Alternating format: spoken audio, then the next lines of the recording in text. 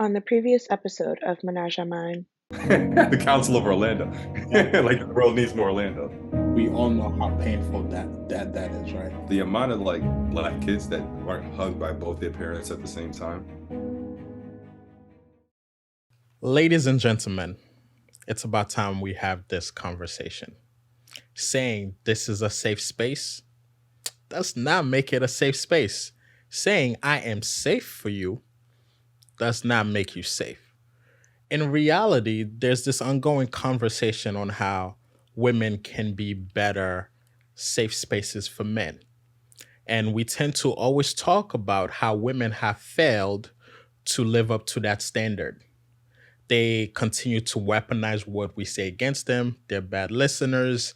They tend to be judgy and etc. But yet again, here we are, men telling women what is it that they are doing wrong, telling them exactly how they could be better. The conversation that we really need to have is men needing to learn how to be safe spaces for themselves first, prior to expecting their partner to provide that space for them. How can I expect my partner to be a safe space for me when I don't even know what a safe space is? When I can even build one for myself? In reality, men need to, one, practice self-awareness, have a better idea of who I am, what I do, what I'm feeling, and what I'm experiencing. We need to get better with setting boundaries. What do we allow in our space? Who do we allow ourselves to get attached to, have conversation with, or just continue to engage with? We must honor our boundaries and ourselves. Third is we need healthier coping mechanisms. We can't always be out drinking, smoking, sexing every time we're feeling any symptoms of depression, anxiety, grief, whatever it is. There's better ways to cope with the things that we are going through. We need to be kind to ourselves and be kind to each other and actually mean that. We need to really address our own personal ego so we can function in society, seek support by finding community. Before we point fingers, before we label, before we attack, before we are widely speculating and stating that women just ain't safe, that's why we can't share our emotions. We must first be able to be a safe space for ourselves and have better understanding of ourselves. And then we can help our partner understand exactly what it is that we're in need of and exactly how to create that safe space for us to prosper and for the relationship to grow. Welcome to Ménage À Mind.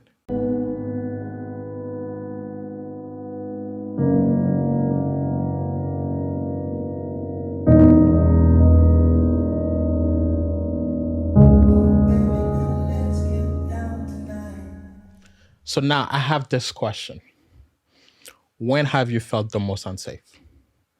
And within whose presence? In life, In or life? the first time I felt unsafe was when I lost my best friend to suicide. And in the initial response from my mother, when when she came back and I shared it with her, her initial reaction, her response to me did not make me feel safe. And I didn't realize until this year, that's where I was stuck. Like, I haven't healed since that moment in life. Really? I healed from it because thankfully before my mother passed, me and her sat down and had therapy. And just in the conversation, it came up. And I didn't even remember that moment until we had that conversation. And that's when I realized it then. So I wasn't safe in my mother's presence at a very confusing time of my life. And do you think it's because she didn't really know how to curate a safe space for you? She didn't really know how to respond to you? Because as a parent, I'm sure if she could switch places with you, she would and take that pain away. So from your perspective, is that what failed to allow the safe space to take place? in that conversation with her, absolutely. And then, you know, becoming grown, going to therapy, being self-aware, having those conversations, being reflective and introspective, being able to realize, well, what was her like safe spaces growing up? She didn't have that from her own mother. Like, yes, she found that in her tribe. Yes, she found that in my father, thankfully. She found that in her children, but she had to find that. So she wasn't granted that. So she didn't give me what she didn't have. And that was the time I needed it the most. Gotcha. Yeah. How about you? Well, that definitely brought up stuff for me, but I think the first time that I like was conscious of not feeling safe was in my childhood neighborhood. My elementary school was maybe like 5 blocks away from my house. So once I was in like the 5th grade, my mom knew a lot of the people in the neighborhood, so I was allowed to walk with my sister to school, like just us two.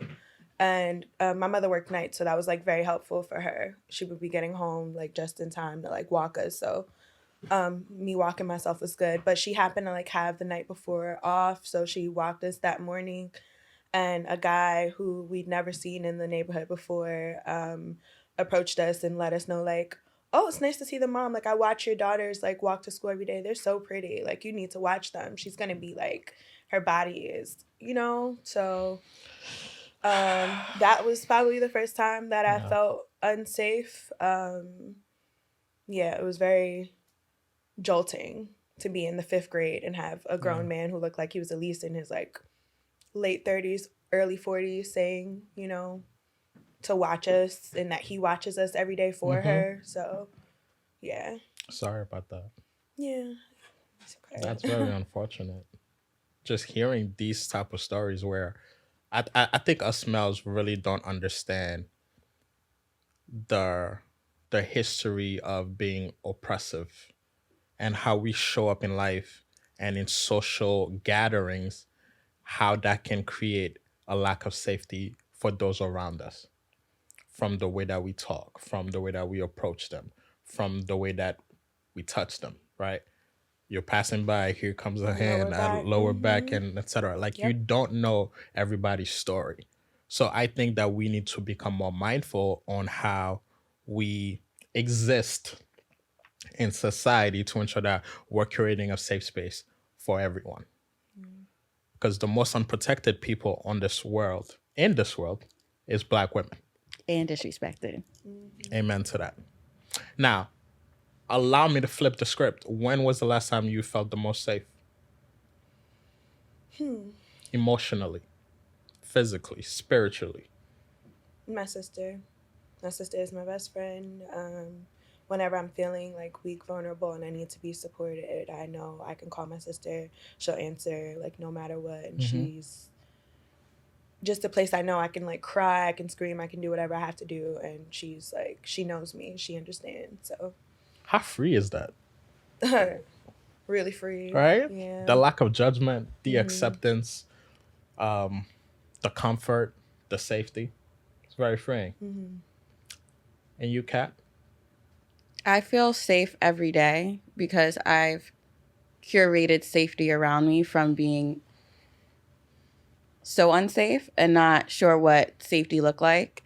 And with the passing of my mom 2 years ago, that's been my diligence. So like my birthday, I consider my new year. So Capricorn. So around my birthday it's always reflective for me. So being reflective and like taking those steps at the end of last year, like the beginning of the cap season, to be like, you're not a safe person in my life. You have to go. Our relationship is now over. You're not a safe place for me to work. I have to remove myself. This is not going to work for me. Like every place that wasn't safe for me, I had to either change that. Even myself, the way I'm living wasn't safe for me. So I had to sit there and be like, you need to change this for yourself because you are just hurting yourself even further living in this unsafe predicament for you. Yeah.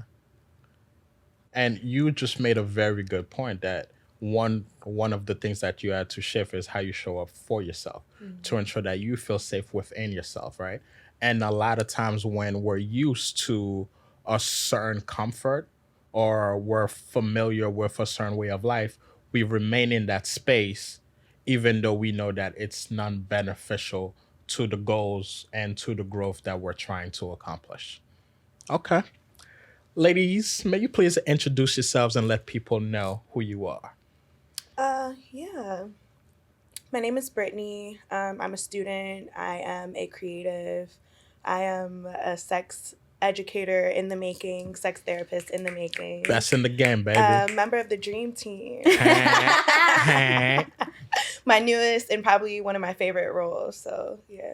Excellent. Oh, we have to think about all of our titles on the dream team, like who's who. I'm Kat. I go by Retro Barbie. I am a creative, an agent of change, an alchemist, a brand architect, and I am the founder of Black Men Cry Too. Nice. I'm gonna have a new Relationship status, please. Oh, I'm in a relationship. For how long now? A year and some change. A year and some change. Okay. I thought you guys were a lot further. Oh, really? No. Yeah. I call myself a U-Haul bisexual. I know you've probably heard the term U-Haul lesbian. It's people that kind of move quickly in relationships. No matter if I'm with a male or a female, I tend to move at an accelerated rate. So it probably seems that way. Why? Why? I think now I move quicker because I'm 28 and I want to have children. And I don't know, I feel like moving faster is a quicker way of like weeding through the bad apples. I get to see you in certain situations a lot sooner than I would have if I'm like, we're going to date once a week. You know, if I'm not seeing you that often, it's going to take me longer to get to those layers that are hiding beneath whoever you pretend to be in the beginning. Okay. So, Nice. yeah. Okay. What level of safety does he provide to you that allowed you to move at a quicker rate? Because you guys are now living together. You guys have a puppy together, Yes. right? Those are a lot of milestones, right? So what degree of safety exists in the relationship that allows you to be your true self? He's very kind and genuine and he listens. Keyword, listens. Yeah, early on in the relationship, he displayed his ability to accept influence from me and not in a like, I'll do whatever you say type of way. I did learn that from you. So not in a I'll do whatever you say kind of way, but more so just like if he could tell something's deeply bothering me, he wants to know exactly what it is and how he can change his actions to make me feel better. And he did that in the beginning. So I think that's what made me feel safe to like keep progressing. Because I'm like, this is a person that when something's bothering me, I can bring it to you and you're not going to gaslight me, you know? Okay. So, yeah. Team Brittany, let's go. I like that. Thank you. What about you, Kat? What's your relationship status, girl? She's a single doll on the shelf. With a lot of prospects. I don't like saying that. And I don't like when males say that. Like, oh, well, you're a woman, you have a whole bunch of options. If I don't consider you an option, then you're not an option. So therefore, I do not have a lot of options. Nice. Okay. So within the single world, how have you managed to create safety around those that you might be interested in or that you're dating? It's a good question. So in the turd pool, how do I create a space with less feces trying to come and attack us? That's what I heard. Okay, so she doesn't get in. That's what she does. Full of shit. Let me sit out here. No, I think I have a toxic ability where I'm very curious. So being naturally curious, I'm asking the questions. So having these deep connecting conversations to me is like, well, this is just me getting to know you. Like, I want to get to know who you are as a person. Yeah. And then it'll be switched. And now there's a deeper connection, of course. And because she loves good sex and she doesn't have home training sometimes when she has really good sex with a partner, that can get very muddled. And then I could even get confused and be like, no, this is, guys, stop. This is my husband. Like, we're getting married. No, guys, it's my wife. Like, it's over. I'm done. I'm off the market. And then 2 weeks later, I'm like, all those flags were Six Flags. So sorry. They were very, very red. And I just ignored them. So because of that, like, I create a safe space just by being genuine and like wanting to connect with people because that's how I am. But then I just ignore all the red flags, which makes this space no longer safe for either Gotcha. parties. Okay. Good point. Good point. Now, my most interesting question yet. Do you guys think that you are a safe space? I don't think my vagina is. What? What does that mean? Whenever she comes into play, everything goes to shit. Nothing's safe anymore. Now the house is on fire. Nothing's safe. Do you get attached? Like, explain to me, because I have my own theories. She gets attached. Uh-huh. I'm like, we're good. Like, but she's attached. She gets attached, and therefore it's no longer a safe space because you are seeing the red flags, but you're putting your blinders on because the sex was good. Short lasting, I assume. Not the sex, but yes, correct. Okay. All right. Relationship girl. Do I think I'm a safe space? Yeah. I think I can be sometimes, but I come from a very tumultuous upbringing, so sometimes I feel like I get triggered in situations and I kind of flip. So, not always. What does that mean? I want examples, because today the keyword is accountability. Okay. I want you guys to hold me accountable as a Black man for doing my own personal work and for creating a space where those in my orbit feel safe. But on the other hand, I will also hold you guys accountable with your ability to be a safe space for your partner and also doing your work. Yeah. So you say you flip. Right. Let's define that, because when people hear flip, they think she goes from being nice to not crazy, and I'm tired of that term being used to describe women. Yeah, I'm not gonna say crazy. I don't think that I go crazy per se, but I think that I tend to take the thing that I ask for, like honesty per se, for example, and I don't want to. You want to take a second? I don't want to like put myself. Okay. I'm trying to find the right words so that I don't sound too, But I think that I have a tendency to I do kind of attack sometimes. Okay. When we're having a conversation and I'm asking for honesty, sometimes I'll attack when it's not as bad. Like, I don't feel like sometimes the reaction is warranted from the explanation that was given. So, yeah, sometimes I can kind of take the small and like rip you apart for it. So, yeah. Why is that? Where does that originate from? I hold myself to very high standards, so I'm very, very, very critical of myself. I don't allow myself to I'm not going to say I don't allow myself to make mistakes, because everyone makes mistakes, but I'm very hard on myself when I do, so I'm hard on other people when they do. Okay. I think that's probably where that comes from. So you're saying that when your partner makes a mistake, in response, you tend to get very critical. Yeah. Towards him. Mm-hmm. How does he respond to that? He gets defensive, and sometimes he shuts down. So he gets defensive and he storms well because he feels completely attacked. Mm-hmm. Okay. How do you guys make up after that?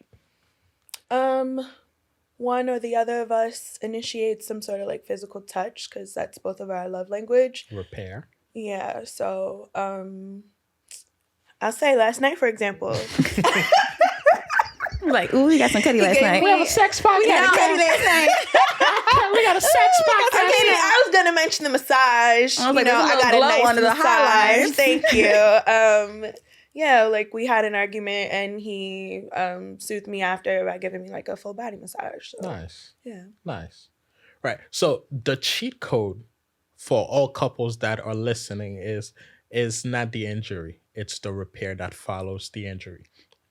Fights are going to happen. Yeah. You guys have been together for a year and a half, so there's still a lot of things to learn, and compatibility is growing. So those mistakes are going to happen as long as there's a repair that's also taking place when an injury is made. But my question for you is, when do you initiate the repairs yourself?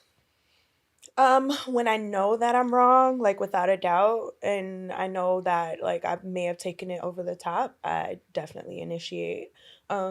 He's more of a like words of affirmation love language. So I will apologize and just, you know, own up to my part in whatever went down between us. So Okay. that's usually how I initiate. Okay.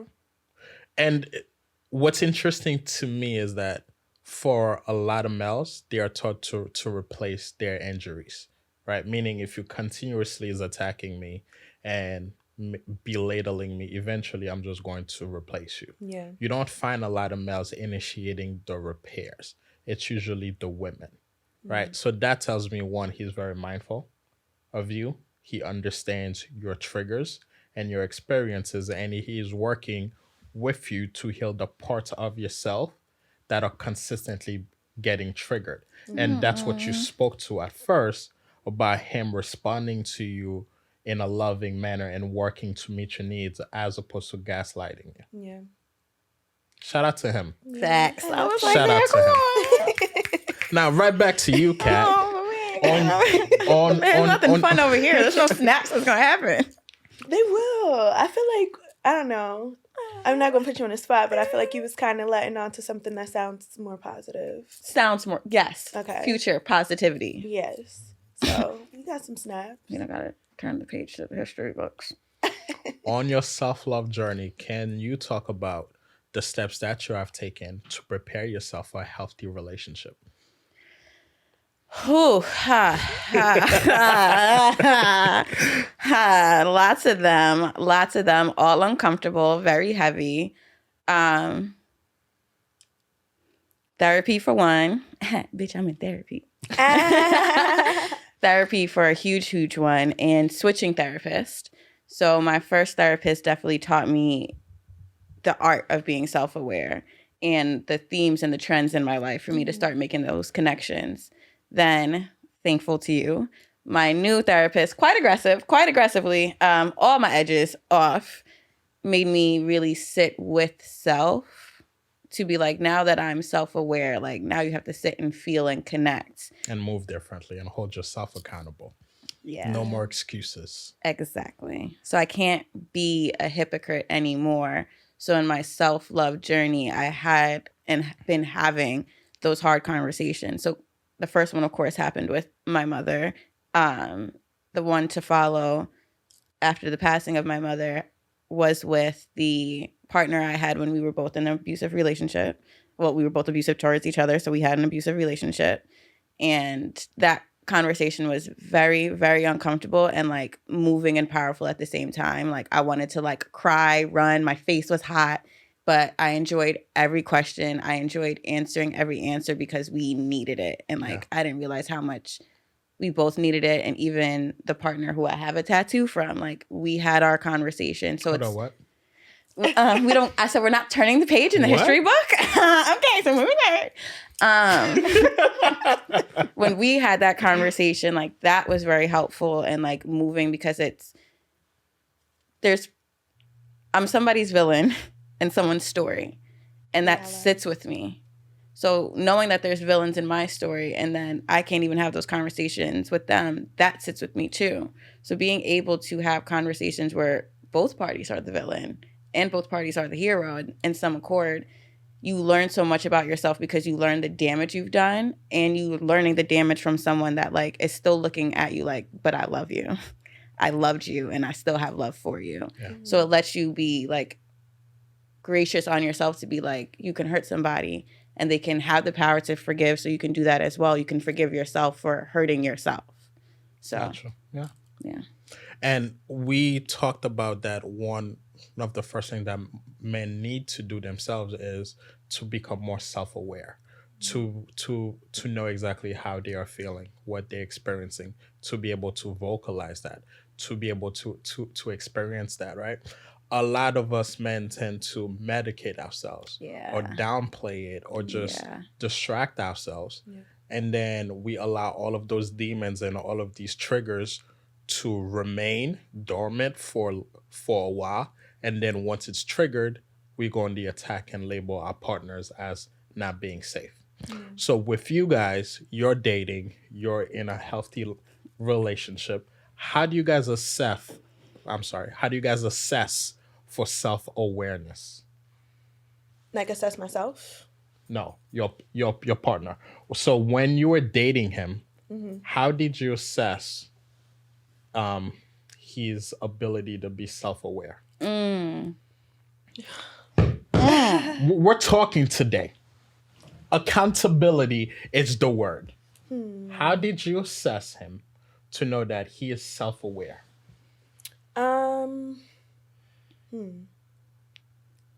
That's tough. How did I assess him to see that he was self-aware? Honestly, I think I didn't really get around to that until much later in the relationship, to be honest. After things started happening where it was more so like things that were his fault, then we got to a point where I had to wait and see if he would hold himself accountable. And I think I did find more so that like when it came to looking at himself, it was a little harder than when we would just fight, or I would tell him like just something regular he does upsets me. That was a little harder for him to do. Got you. So one, you've learned how to deliver the message in a space where he can actually listen, where he's primed to hearing you. I'm trying to learn that. versus, I'm not gonna say I learned that. That's why I want to have this conversation. I'm trying. Yes. Versus when you guys are just fighting, you're just spewing at each other. Because, at that time period, most people are not primed to actually hearing what you have to say. Yeah. Because they're just defending themselves, right? Okay. Self-assessment. But one of the key things that you said to me was he was coachable. Right? That's one of the cheat code skill for anyone that's dating. You need to assess whether or not you can coach your partner. And coaching don't mean like you're going to tell them what to do. Is can they adapt to who you are? Yeah. Can they learn your likes, your dislikes, your preferences, and adapt? Right? Do you like to be spoken to a certain way? What's your take on timeliness? What's your take on gifts or etc. on mental health? Are they able to show up for you the way that you need them to show up for you versus the way that's comfortable for them? Yeah. And that's how you can identify how self-aware they are, right? Or can they adapt? Are they aware how they're showing up? Can they take the feedback and learn from that? And can they also communicate what they're experiencing, what are their likes and dislikes, what's not working for them in a constructive manner? Yeah. Which leads me right back to Kat. As you are dating, how do you assess for one's self-awareness and how do you attempt to coach? Definitely within communication, because I know I'm a big communicator. And even if my communication isn't perfect, but because I'm so heavy on communication, like that to me is already like my foundation. So if you're poor with communicating, it's like, What does that look like though? If you can't answer an I feel question with an I feel statement. So if I don't get that response, I'm like, all right, well. Emotional IQ. She ain't like that. All right, leave her Pisces moon alone. That's what you're paying emotionally attention to. Aware. Are you emotionally intelligent? Because I know myself as well. I'm an extroverted introvert. I've been this way my whole entire life. Like, yes, I can be out in the scene. I'm a bartender. I can be this person. I am this person. But the beauty of me is I'm not always that person. Yeah. So when I'm retreated or like into myself, I need my partner to understand, like, can you pick up on emotional intelligence? Can you pick up on my energy switch without me having to say like, all right, my energy is switching right now. I need to go. To be able to see like, if you're seeing my body tension start to like tense up, can you stand behind me? Because maybe there's someone in front of me who I don't feel comfortable with and I can't let it show, but can you pick up on that and know how to like assert yourself? So that's where I'll say I would like to be coachable, or I need to practice more coaching. But in the coaching, it comes into the communicating. So if I tell you afterwards, yeah, I didn't like this person like made me feel this way, or they said something and that's when my energy changed. To me, that's me telling you the cheat code. So now listen to what I'm saying. I want to be seen and I want to be heard. So that's my test. I usually fall for the ones that see me because of the inability to see myself, but it's the heard part. Rewind. Yes. I usually fall. For those that see me, 'Cause because I never saw myself. Wow. Powerful. Powerful. And who I need to fall for are the ones that see and hear. Are you guys coachable yourself? Accountability is the word today. I would say yes. I think To what extent? my issue is I would be coachable to please. Okay. To please the person who I think I want, who I think is my person. Again, toxic as hell, because then now I'm not honoring myself. So now I'm no longer myself, and then I'm getting frustrated because you're not doing the things that are me, but I'm changing myself for you. So now we're all just fucked up in the shit. So now I need to be, I'm coachable with my tribe, which means I trust my tribe, which means I'm with people I don't trust. So that's where I need to be coachable. Yeah. Women have a tendency, like once a woman likes someone, they have a tendency to then say, okay, cool. How can I become someone that you like because I like you so much and I want you to like me back? Without realizing that the person already liked them for who they are. So now you're not for this new version that they're trying to become to be liked more. Hence the need to have a conversation. Hey, I like you. How do you feel about me? Let's get on the same I feel page. like I'm pretty straightforward when it comes to that part. Like, I'm not afraid to be like, I like you, you know, where's this going? Like, what are we doing? Do you, are we going to act on that? Yeah, exactly. I know what I want, like I told him now, but in the beginning he thought he made the first move, but I put things in place to make sure, that it happened. You see, I know you talk about this a lot. Women always make the first move. I know. But what you guys need to realize is to not take that credit away from them, even though you know the truth. Okay. That's the key to influence. That's the key to influence. That's still pleasing a man, though. I think that he sounds like an ego stroke, but it costs you nothing. It costs you nothing to let this man believe that he made the first move. It was a mutual thing. I think he likes knowing that I was interested in him as well. Why can't there be a balance of power? Right.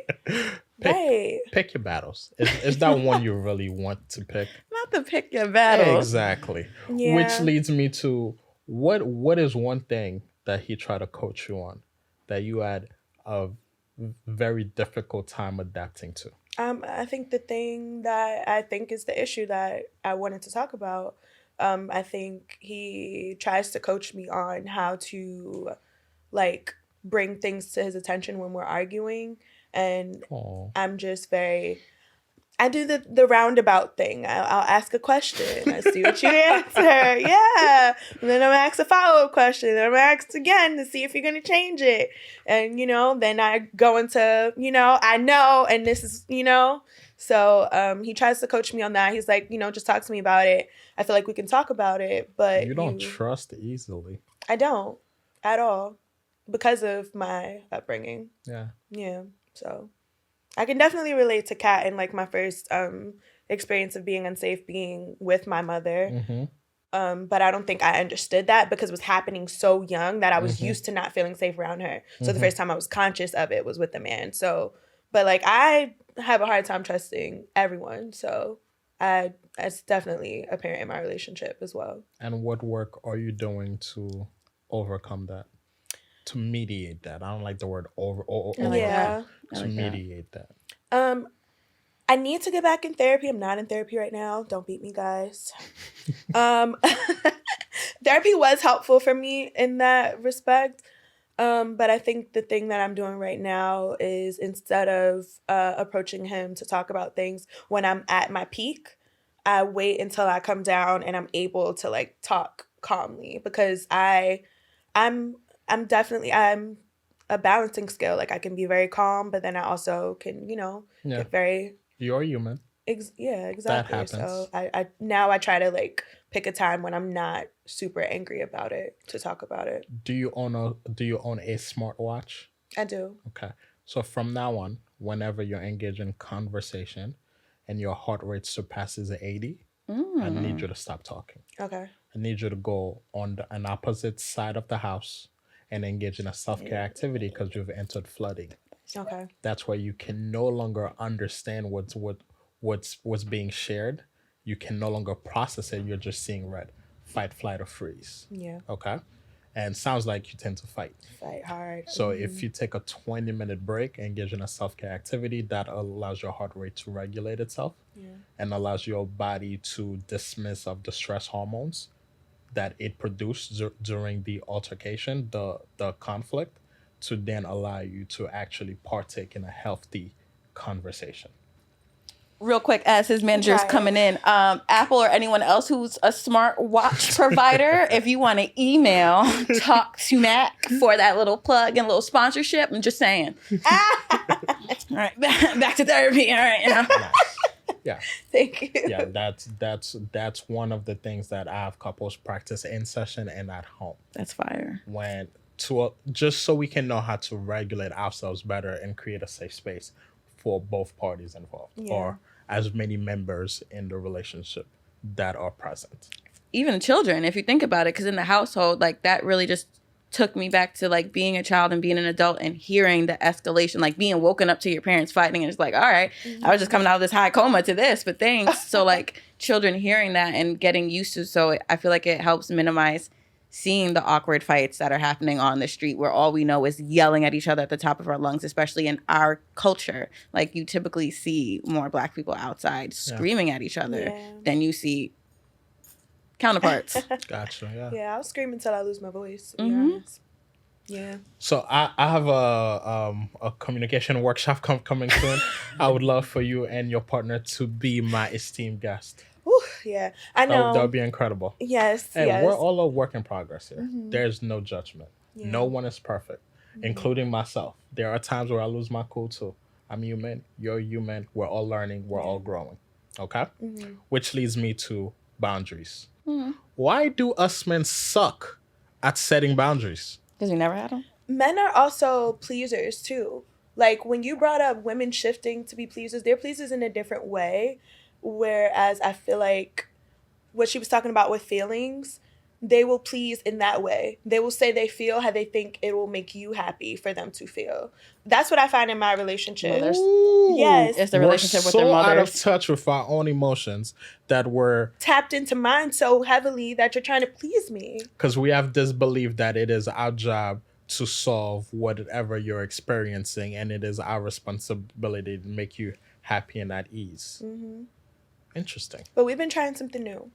We just started this like a week ago. Where like I'll ask him 3 days in advance. I want you to think about how you feel, and we're going to talk about this on Friday. No, seriously, so that you can sit with your feelings and fully like process them. And like I want you to get words, like emotion and feeling words, and tell me how you feel, because he struggles with that in the moment. He always says he doesn't know. He's fine. And when I give him 3 days, I get a better Answer. so that's something we've been trying. Yeah, he has time to process more. So, Kat, in terms of boundaries, right? What are the boundaries that you're looking for in a partner that are already in place? Because you've experienced relationships where there were no boundaries, right? The fact that I just have you guys thinking every question makes me feel like I'm doing a good job. Yeah, these are good questions. Whatever. For sure. I would say Hot seat, shoot. the boundaries I would look for is his boundaries with women because of my insecurities. So if you have boundaries with women... That's a big one. Accountability. She got problems and she knows it, whatever. She can still fight too. Here we go. She has problems. She knows it. That's a good right. Yeah. And it's with boundaries with people in general. So how does his boundaries look specifically with women in the sense of, what are your boundaries with your mother? Like, I'm not doing that toe-to-toe game.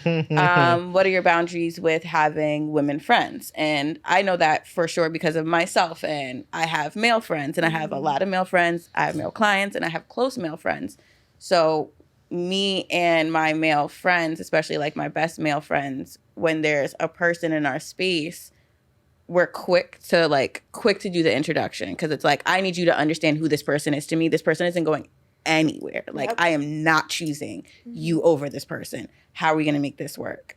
So it's seeing that, like, how do you move in that space? What does that space look like? And what are your boundaries with work?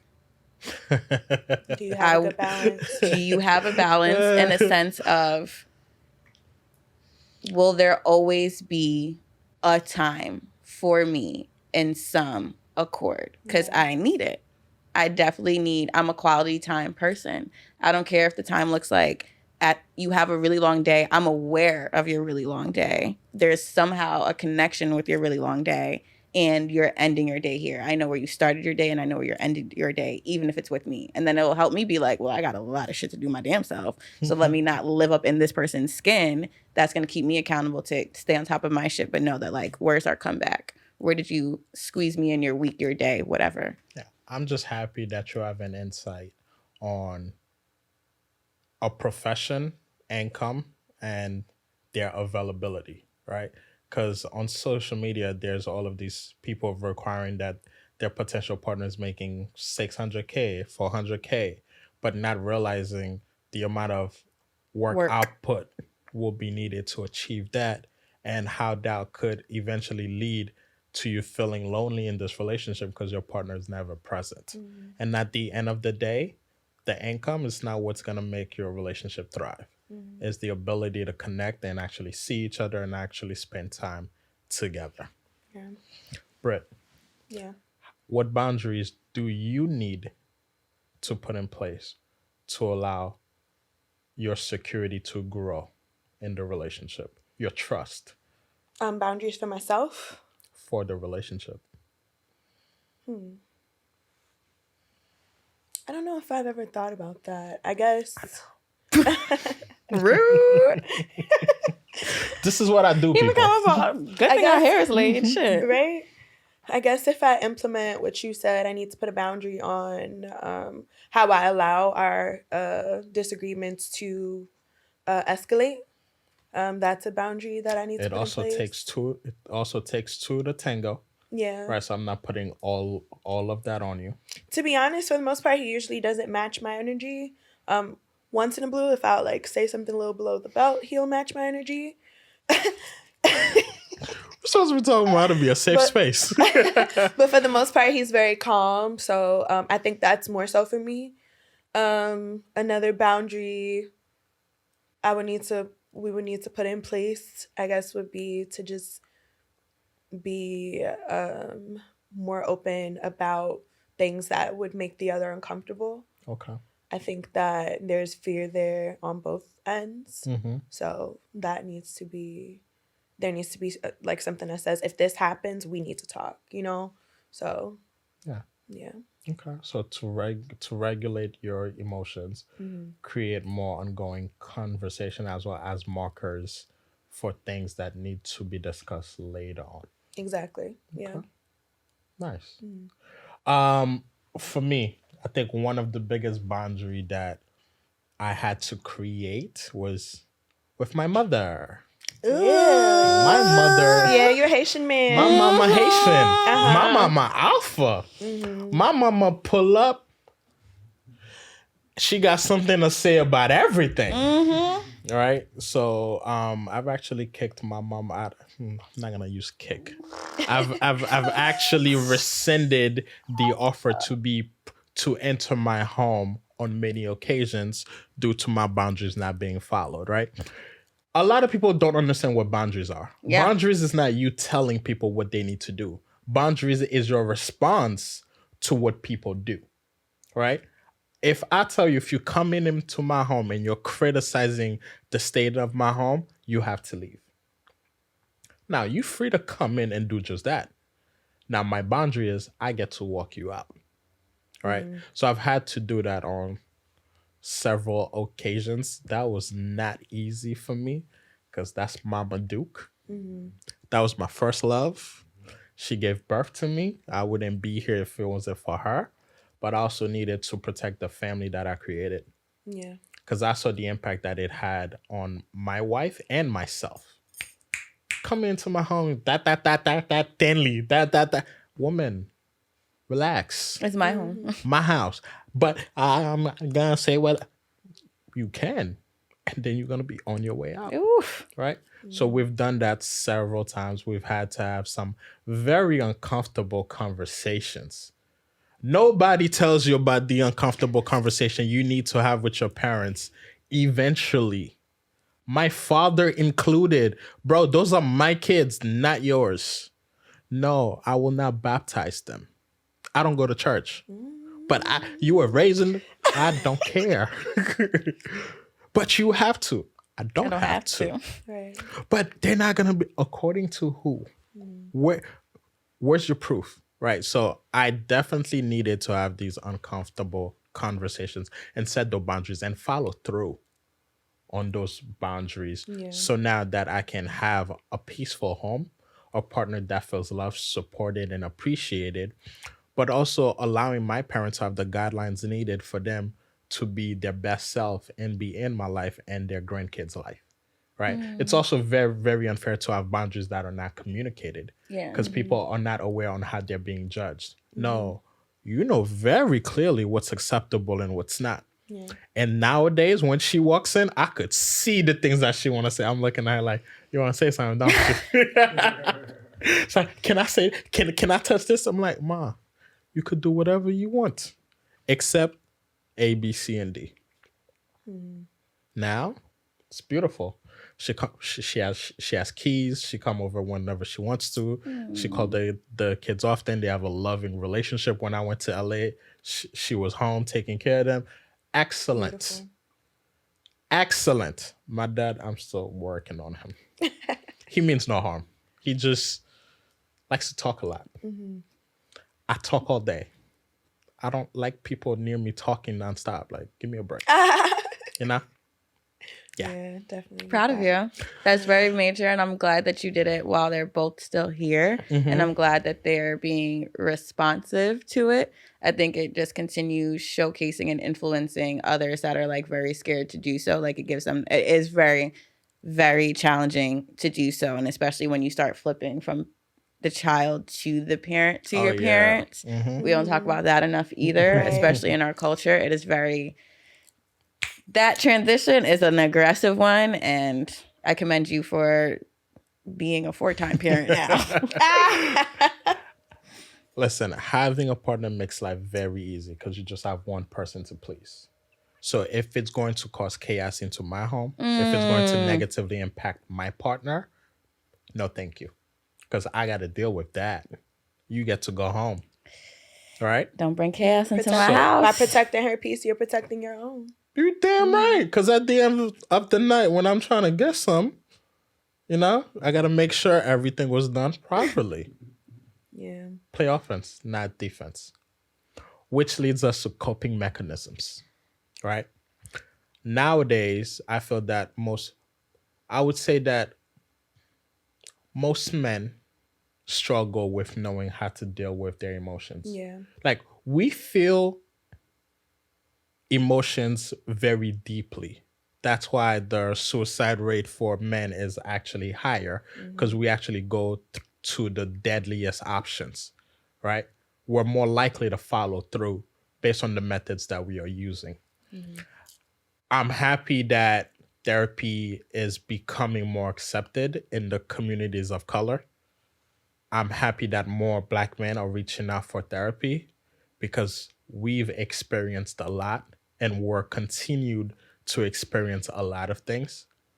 And I'm glad to some degree that we are now being armed with healthy coping mechanisms.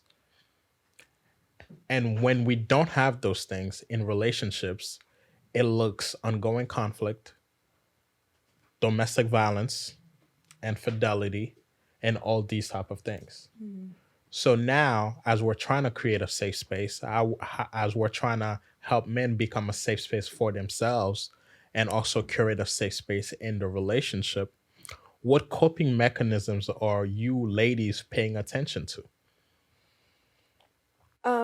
I definitely pay very close attention to the way that my boyfriend copes. I find that he has like very avoidant personality, so he'll just delve into like escapism. So he loves video games. Whenever he like gets overwhelmed or is dealing with any type of like discomfort anywhere else in his life, he will play video games for an extended period of time. So I actually find that healthy. yeah, Yeah. escapism. I feel like it was It's- very extreme when we first met. Okay. I brought it to his attention though, and he's kind of found the balance within Reducing, it. okay. Yeah, but it was pretty intense when we first met. He would play for Gotcha. hours on end. Oh, okay. If you're okay. not working, you're playing video games. If you're not with Nonstop. me, yes, Yeah. exactly. Okay. So I don't know if it was always healthy. I think it's healthier now. Okay. Yeah. Yeah. So now that a balance is reached, it makes more sense, right? Mhm. But I do think that a lot of men find comfort in kind of escaping Mhm. through video games. For a lot of other people, it's through reading a book, watching TV, or etc. He watches So TV too. I'm a big TV guy. I get to turn off my brain. Yeah.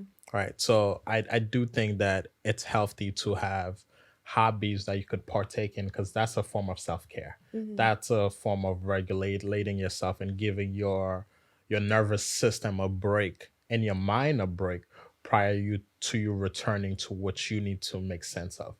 Yeah. And a lot of times by removing yourself, you can actually process it better because you got that break. Mhm. You have a clear mind now. Yeah.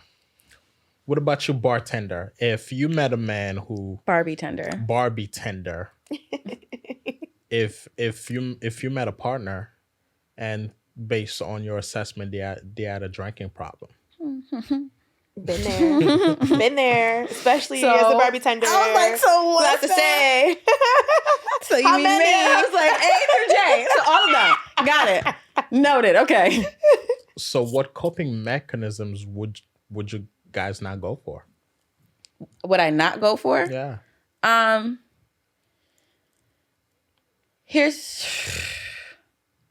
I'm not opposed to vices being a part of coping if it is aware and controlled in a sense of balance. Like Okay.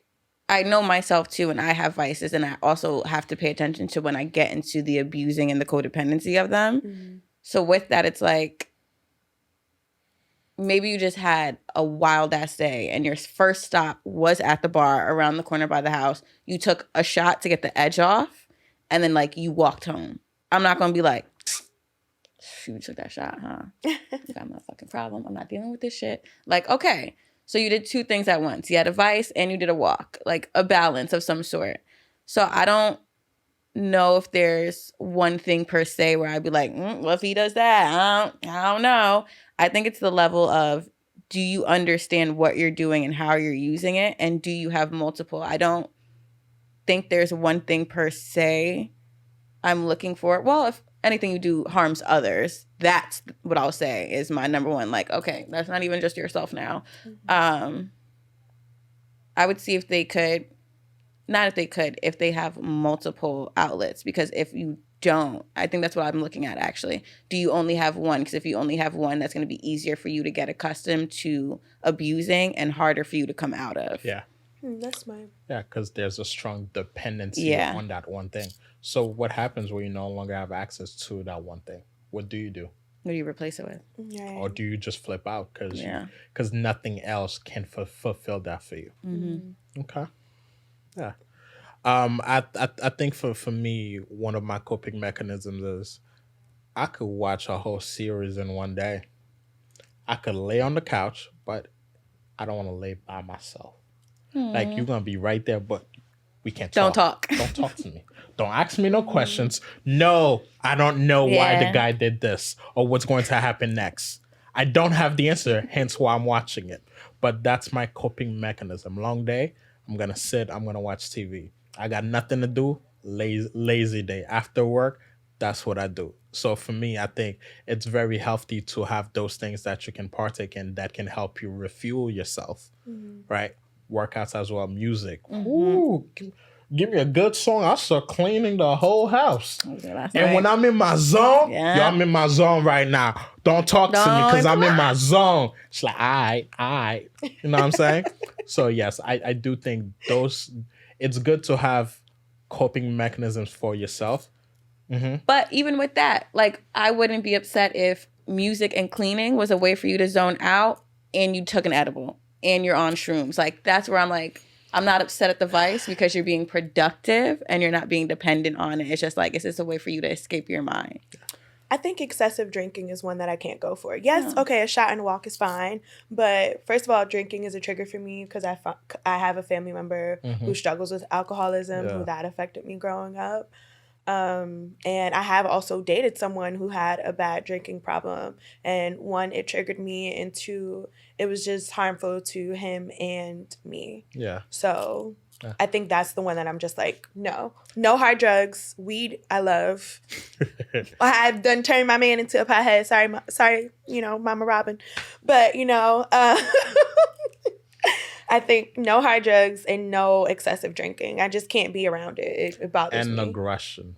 Mm-hmm. Yes. We really need to start paying attention to aggression. Yeah. Yes. What type of drunk are you? Mm-hmm. If you become a different person, and it's not fun no more. It's like, yeah. Mm-hmm. Do you use the drinking to mask your aggression? Does it trigger your aggression? Are you always getting into fights? Is there a lot of yelling and screaming? Are you punching holes, throwing things, and things like that?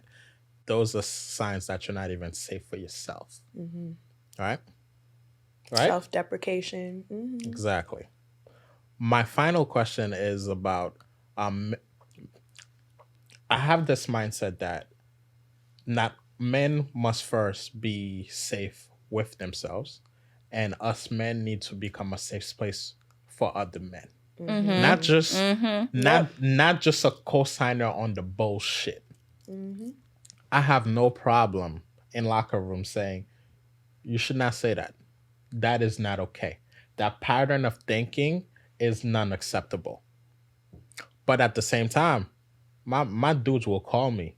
They'll cry on the phone with me. They'll request a session.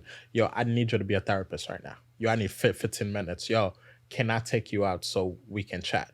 So I am now finding that men that have communities are able to actually receive an emotional support.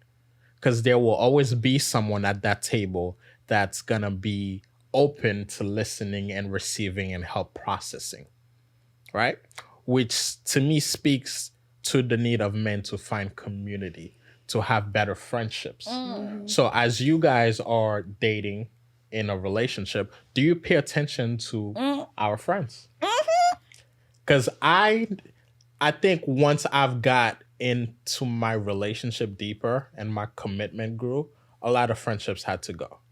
Because it no longer aligned with what I'm trying to create, and they no longer serve the purpose. Right? I have high school friends that are still reaching out. Like, bruh, it's not going to happen because the type of shit that you on, I'm no longer at that. Right? I had a friend who called me and wanted to show me his new car. I wanted to show him my new baby photos. Right? Because that's the world that I'm in now. So I also have men that I could tap into for anything and everything. Finances, emotions. If I'm going to buy a car, I know who to call. Like, I have the support network in place, which allows me to kind of share the load as opposed to going to my partner and just continuously unload and expecting her to play all of these different roles, which is very unfair to her. Mm-hmm. So how do you guys evaluate friendships, communities? Well, I'm someone who's been able to reflect in self and understand my gift, and my gift is being able to build communities. So for me, looking at the communities around you is super huge, and that was something that I wasn't paying attention to until the last guy that I was interested in. I was paying a lot of attention to it, and I think I was paying attention to it because I was paying attention to mine. And since I was paying attention to my tribe, and I was like, I'm growing, I'm evolving, you're not, you got to go. You're detrimental, you're chaos. And I'm watching him, and since it was relatable between him and I, like I saw myself in him, but I saw myself before I came out of myself in him. So he wasn't at the out of himself part. So I'm looking at the people he has in his space and I'm like, well, duh, what I'm saying isn't connecting to you. This is who you have in your ear. Like, look at their predicament and look at yours. Like, they're older than you and it's worse than yours. Are you kidding me? And this is the people that you're looking to. And this is the people that you're listening to. And these are your people. And yes, I know them too, but like, I keep them at arm's length for that specific reason. Yeah. And then I was looking at the people in my space and I'm like, married, kids, business, no CEOs, this type of establishment. This is the trajectory I've been on. So if you're not surrounding yourself with people who are pouring into you in a positive manner, then no, like that's going to be my space too. You're going to bring that energy. I can't stage all day. I can't keep staging you when you come in the house because you're bringing in all this other energy that isn't helpful to you and I. So yes, that's what I'm looking for. Is there majority of ups in your community? Like people you're looking up to and aspiring to be like? Yeah. Are they a reflection of you? Or what they're portraying the things that I actually want for you, right? What type of environment are they creating? Where's the accountability, right? Or what are they saying when you leave the room? Yeah. right? Or is our names protected when we are in and out of this room? That's huge. Do they respect your boundaries? Do they respect your relationship? Or can you go to them for support? Or can you just go to them when you want to have a good time? Like, it's okay to have that, but you got to be aware of that. What position are they playing in your life? I have a lot of mentors. I have a mentor in every space that you could think of. And I'm quick to pick up the phone. Yo, I don't know this. I need help. 1, 2, 3. And vice versa. I'd like to think that I've made sure that I am reachable to a number of younger therapists. Right? DMs come in through phone calls, emails. Sometimes, Lord Jesus, we'll be on the phone with them for hours. But nonetheless, those are the price that I won't say the price that you have to pay, but each one teach one. Yeah. Simply. And I just want to say in this moment, I appreciate you for that because I've been able to call you literally no matter what. Like, I had a situation a few months ago where someone we both know was acting out of character. I still fight. I'm not licensed for anything. To cut the booty goings real quick. Yeah, I called Mac. I was crying and everything. And he was like, I need you to calm down. Who are you with? Like, don't worry about it. I got your back. And you've also mentored me in the professional space and poured into me in so many ways. You didn't give me a choice. She showed up in my life, so I ain't going nowhere. This is what I need. Him his DMs too. I was like, I'm starting school this year, literally my first year of undergrad. I hit him up. I was like, you're doing what I want to do. I see where you're going. What can I do? Like, I need you to mentor me, and whatever I can do to pour back into you, I will do that. So, like, I worked for him for free for 6 months when I first met him. Well, not when I first met him, when I asked him to mentor me, because I'm like, you are pouring so much into me. I'm going to do whatever I can to support you, like, and he still wouldn't even let it. Now she's salaried. And he still wouldn't even let it be for free. He was still like, sending gifts here and there, whatever he could do to make sure that I was being valued, fed, and valued in so many different ways. You did that. So thank you. Thank you. And I received that. And I'm very, very big on ensuring that whoever that's in my orbit does not feel taken advantage of. Because as a younger therapist, I was taken advantage of by a number of established therapists. As a younger Black creative, because that's the theme. Yes. So I love that you gave him his flowers for everyone to hear. We've had our conversations. You don't need your flowers from me. Just kidding. But I do think it's important, and especially to hear from a young Black woman to say to a young Black man, at the end of the day, you're still a young man, a young Black man, because it just shows like, this is what these conversations are for. This is safety. This is what actual protecting Black women, protecting Black men, protecting Black culture, protecting Black community looks like and feels like. And the more that we have examples and showcasing, like, this is a healthy relationship. You know what I mean? Like, this is what it looks like. I hate the people who are out here like, well, yeah, at our parties, you protect Black women at your parties? Okay, let's really divulge into that one there. Or even in the conversations, in the sense of, I will say this. for the sense of multiple women to feel safe with a married man speaks volumes. Exactly. I'm not speaking for your partner to understand that you work with Black women and the level of like, there is nothing funny. You know what I mean? Like that is huge and that is major. So that part, I just wanted to like highlight a little bit more like the magnitude of that, because it's like, we're saying it like, oh yeah, you know, it's like whatever. Like, no, this is the definition. How do Black men feel safe? Yeah. How do Black women feel safe? Good point. It's for situations like this. It's for environments like this. It's for conversations like this. It's for a relationship like this. Yeah. I tell my 2 Black male best friends who both happen to be Geminis, the fact that I can walk in this world and feel untouchable because I know the moment I'm touched, yo. Booty goons. Squat up. Y'all think I'm I joking? need you to rename this group. No, they are the booty goons. They will come and But they'll attack your come- booty. Oh my God. But booty goons can also be women. I never claimed a gender. I just said booty goons. They get busy. And it comes in a sense of booty goons can be whoever, and they'll just come and attack on anyone who's genuine and pure. Yes. So the safe spaces mean I get to show up as my genuine, pure self and not get taken advantage of by anybody in any facet. Nice. Sorry, I just want to give it. Which leads us back to this convo as we're wrapping up. What is one thing that you guys have learned today that will help you, one, choose a partner that is able to be safe for themselves prior to expecting you to be safe for them? And for you is, what is one thing that you can do moving forward to create a safer space, not only for you, but for your partner as well? Do I feel safe when I show up? Oh, it's a whole other episode.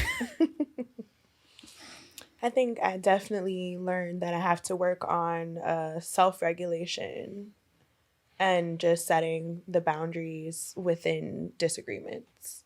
Yeah. And I think for me, to not only be a safer space, well, I'm going to speak for myself. I think as I'm growing into my dreams, I need to continue to check in with those around me. Like, hey, how am I being perceived? Hey, how am I being experienced?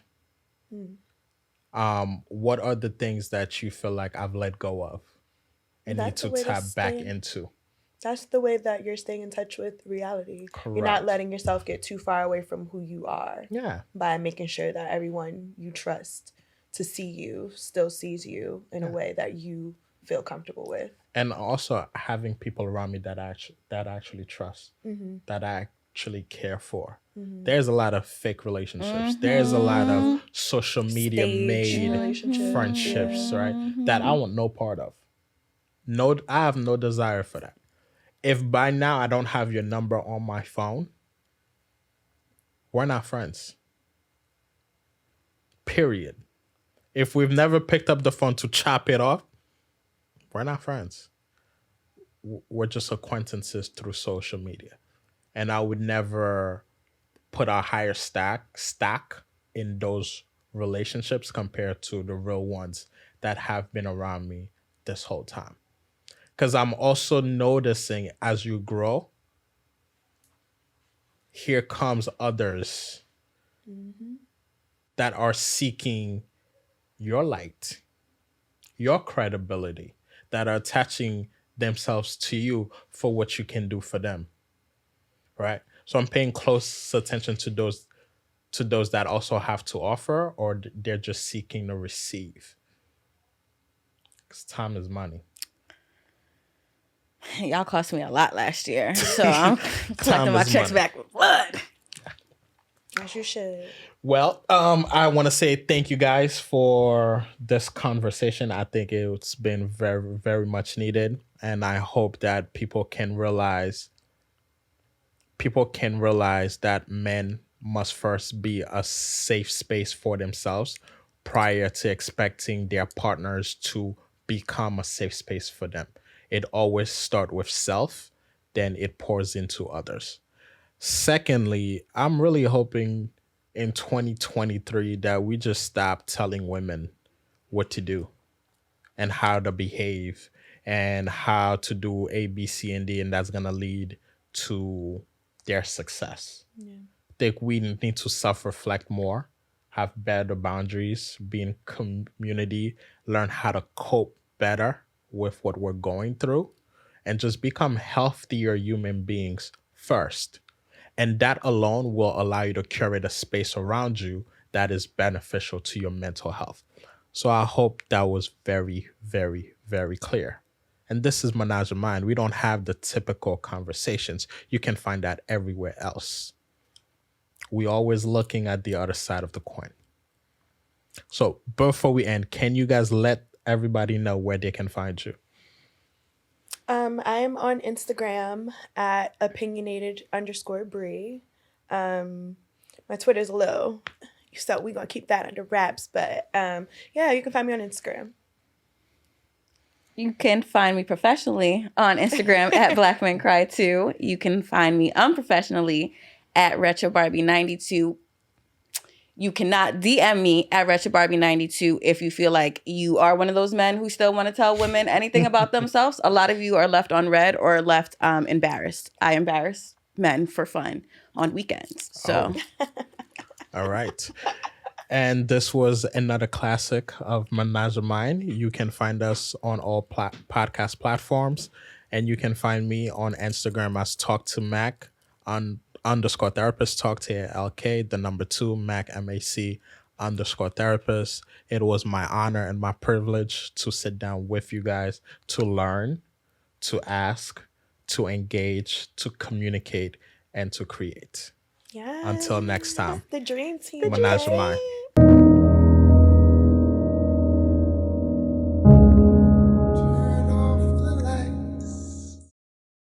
on the next episode of Ménage À Mind. And now the future came true because I can see the future. I wake up within being amazing, and therefore I am. Society needs to study your brain.